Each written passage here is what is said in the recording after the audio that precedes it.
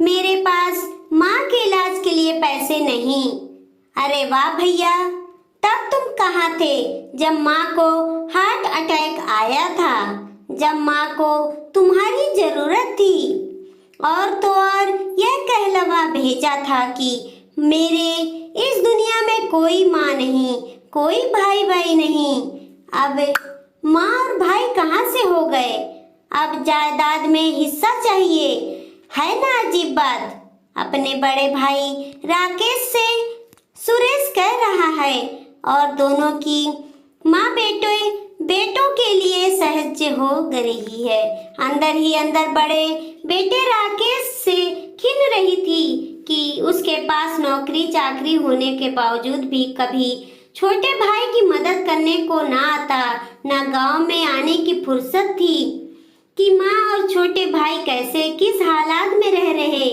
खेती बाड़ी संभालने वाला सुरेश बहुत ही परिश्रमी और लगनी था।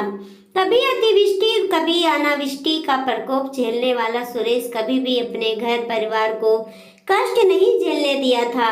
कुछ साल पहले माँ को दिल का दौरा पड़ने के कारण शहर में हॉस्पिटलाइज करना पड़ता था। बाईपास सर्जरी का खर्चा तकरीबन 6 से 7 लाख के आसपास देना था।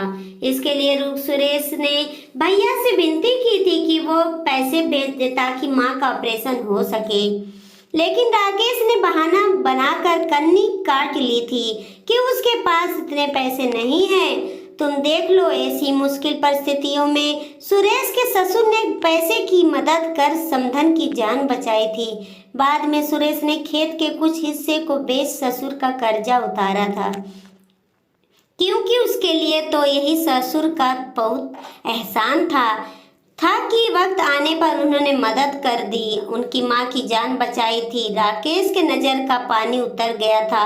ना तो माँ को देखने आया था, ना कभी फोन किया कि माँ किस हाल में है, किस तरह वो लोग शहर में रह रहे थे। कभी झांकने नहीं आया। आज के समय में राकेश अपना हिस्सा लेने को गांव पधारा है। उसे देखकर सुरेश का उसका छोटा बेटा भाई अपना आपा खो बैठा। देखो भैया, हमारे पास जो भी खेत खलियान है उससे ही साल भर का खर्चा पानी चलता है। इसमें से आधा आपको दे दिया जाए तो हम लोग भूखे मर जाएंगे। और आपको क्या कमी है? अच्छी सरकारी नौकरी है, शहर में मकान है, और क्या चाहिए आपको? क्यों हम लोगों का जीना हराम कर रहे हैं? चले जाइए यहाँ से। सुरेश का मन अपने ही भाई के प्रति विक्षुब्ध हो चुका था। देख सुरेश, खेत के बटाई माल गुजारी का पैसा तू खा रहा है। हम तो कभी तुझसे नहीं बोल रहे कि हमारा हक दो। अब पैसे की सख्त जरूरत है, इसीलिए खेत का आधा भाग का हिस्सेदार होने के नाते मेरा भी हक बनता है। चुपचाप से मेरी बात मानो और खेत को बेच दो, क्योंकि मुझे शहर में बड़ा घर लेना है। अब मेरे बच्चे बड़े हो रहे हैं, मुझे बहुत जरूरत है। नहीं राकेश, खेत नहीं बांटेंगे। तेरे पिता के जाने के बाद सुरेश ने खेतों को मेरे नाम से करवा रखा है और उसमें अधिकतर उत्तराधिकारी का एक ही नाम है, सुरेश दास। इसीलिए तुमको एक फूटी कौड़ी मिलने से नहीं। चला जाए यहाँ से, मेरा एक ही बेटा है बस।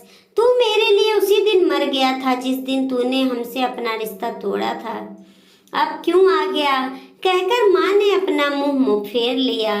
राकेश दास को माँ की बात से आहत तो था, लेकिन उसके कर्म ने उसके बावजूद को बहुत हल्का का आत्मा सम्मान कर लिया था और भारी कदम से चलता